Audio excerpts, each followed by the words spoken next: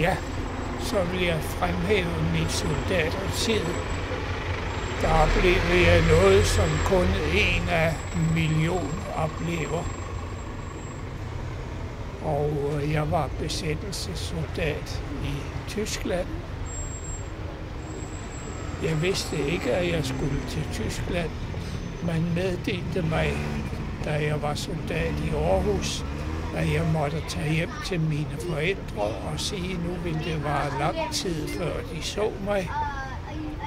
Og så blev jeg sat i et tog, der kørte sydpå til det danske besættelsesområde, og så i en lastvogn, der kørte længere sydpå til en engelsk kaserne. Og der blev vi den følgende morgen stillet foran en lang hundekendel. Og englænderne kommanderede to the dogs, og så åbnede man døren ind til hunden.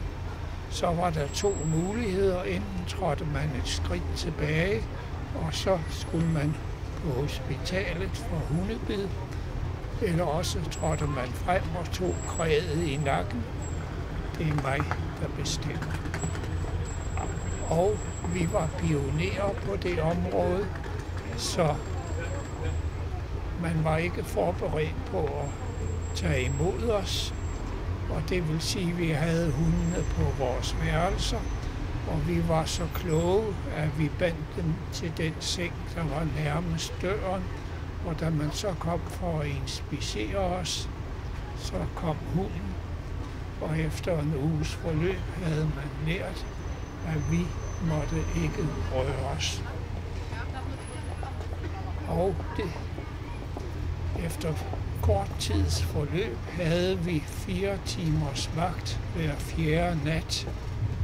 Og ellers kunne vi gøre lige, hvad vi ville. Og en kammerat og jeg, vi deserterede mange gange og rejste rundt i Tyskland, drog ind på allierede kaserner og sagde, goddag, her er vi. Vi skal have et værelse, vi skal have noget at spise. Og når man er tilstrækkeligt fræk, så får man sådan noget. Så jeg fik set en hel del af Tyskland i ruiner. Og så tjente jeg desuden en masse penge, for jeg var kommet derned før alle de andre, og havde en hel del fotografier. Og der slog jeg en 40-20 stykker op i spisesalen, og efter en times forløb havde jeg solgt 5.000 billeder. Og så inden jeg fik lukket butikken, havde jeg solgt 6.000. Og for det fik jeg et beløb, der nok i vore penge i dag vil svare til en 30.000 kroner.